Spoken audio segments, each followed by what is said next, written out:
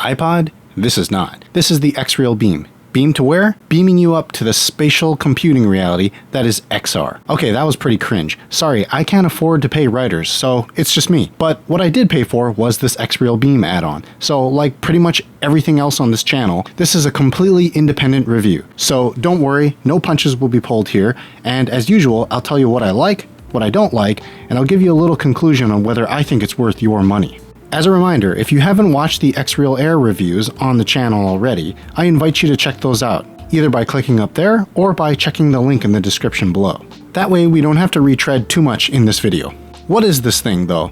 It's an accessory of sorts for the XREAL Air AR Glasses. Now let me go over briefly how this thing works. You plug in a source device, like your phone, Steam Deck, ROG Ally, or even some laptops. And then on this side, you plug in the XREAL Airs. After that, you set up your Wi-Fi and you'll probably get some notifications for updates. You can also set this up to work wirelessly with your compatible devices, though expect at least some delay or latency with that option.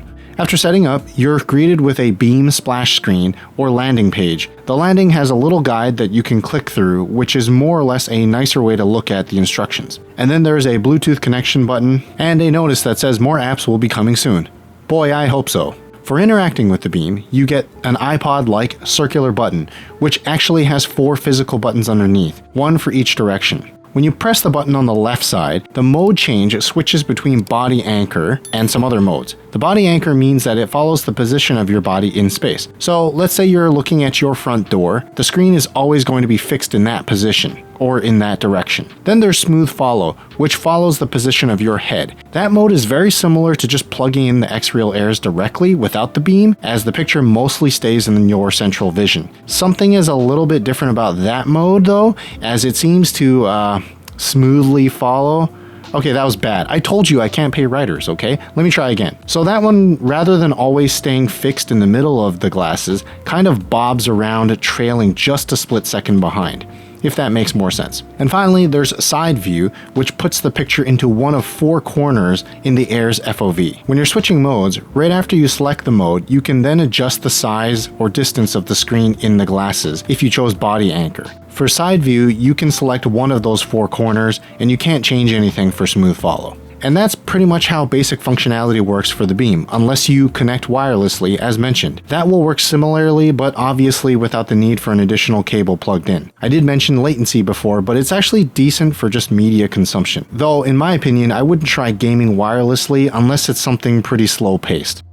So onto my experience and what I like. Thus far with the Beam, over the past month and a half or so, I've been playing with this thing on handheld, watching movies through my phone, and occasionally walking the doggo with them in side view. And the Beam has been a nice complement to that particular experience. For example, when I'm walking my dog now, the picture isn't smack dab right in the middle of my eyes, and so I can actually see where I'm going without risk of getting run over. Something else that's kind of crazy is that you can connect a Bluetooth controller to your phone or handheld like a Steam Deck or ROG Ally, and then just keep said device docked while you lay in bed and game. In this case, I did it using Boosteroid. Never heard of that? Why not check out my review after this? Basically, it's a cloud gaming service that lets you log in to a remote computer and play your Steam games without a dedicated PC on your end. So for me, I didn't even actually need to use my Ally when connected to the Beam. I just paired a controller to my phone, started the Boosteroid app on my phone, and bam, Bob's your uncle.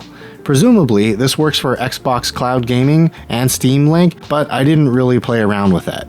So I like that there is this flexibility. And for the streaming option, it's pretty cool. In terms of the streaming option, I kind of get that you don't really need the Beam, as you can do this directly with your phone and the XREAL Airs, or a handheld. But in that case, you're limited to basically whatever's mirrored, and you can't manipulate where the display shows. As in, there's no control over the distance and the size of the projected image. Another thing I like about the Beam is its small form factor. I could just pocket the thing, and it really doesn't take up that much space, and it's not overly heavy. It's a minor thing, but it is still something I like. Now, it's not all sunshine and rainbows though. I do have some gripes about the Beam. The first one is that the battery life isn't amazing, and the recharge rate is also not great. For the first part, from my rough estimates, it was lasting lasting maybe 3 to 4 hours on a single charge, which might make you think I'm being unreasonable, but it also took about 3 hours to charge. So yeah, not great. In fairness, the LED indicator I spoke about earlier is pretty to look at, and it does turn red when the battery is critical. Needs more RGB though, am I right? What else? I'm not a fan of, well, the fan or the fan placement. I'm not going to open this up at the risk of damaging it, so while I can't confirm the internal architecture of the device, I can literally hear the active fan inside of this grate or vent, and you can feel the hot air just blasting from it. And the issue I see with this solution is that because it's opposite of the cable ports,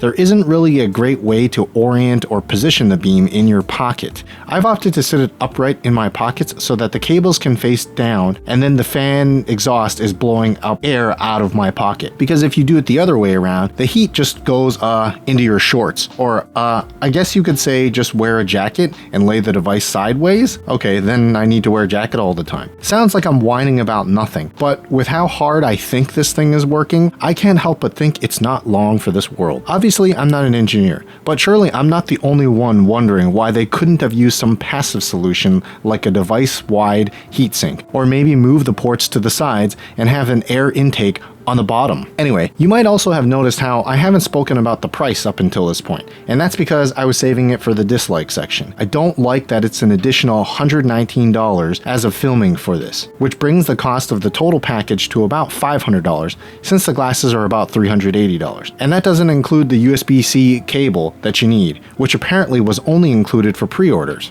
Additionally, since they've just recently announced the Air 2s and the Air 2 Pros, as far as I know, the price for the Beam hasn't really changed, and it's sold in bundles. So if you decide to buy the Beam and the original Air, maybe there's a deal for under $500, but then you're kind of sitting on old technology. Anyway, the primary issue I find with this solution is that it's not only expensive, it's also that the XREAL Airs themselves sort of, or were supposed to come with some kind of functionality similar to the Beam built inside the device before the Beam ever existed. What I mean by that is within the Nebula app on Android, for instance, there are body anchor and smooth follow modes, but they don't work so well, presumably because the glasses themselves lack the tracking data needed that is in the Beam. What does this mean in non-technical terms? It means we probably should have had the Beam capabilities built right into the glasses from the get-go. So tacking on even another $50 for an accessory like this feels a bit bad.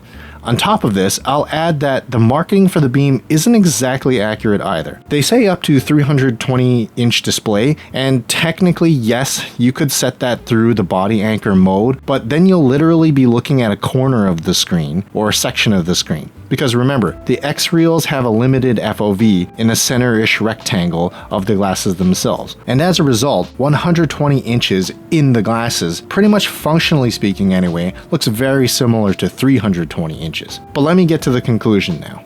Should you buy the XREAL Beam? If you already own the XREAL Airs, you kind of have to, because some essential functionality of the glasses is basically locked behind this device. Now, if you really can't be bothered and you just prefer to have the picture mirrored right in front of you, I suppose you can save yourself that Benjamin and change. But how should I put this? It'd be like buying a Ferrari and then putting some Walmart Great Value tires on your Ferrari. You know what I mean? What about if you don't own the XREAL Airs though? Well, as is often my recommendation, wait. This space is changing so fast that things like the Roku Max Pros have just hit the market, in addition to the XREAL Air 2s and 2 Pros in China. And while the latter of the bunch will likely offer new features that the original Airs don't have, we don't have much confirmation on them, and there might be even some price cuts for the existing Airs in the future. But what you shouldn't wait for is to hit the like and subscribe buttons, and be sure to check out these reviews next. GG.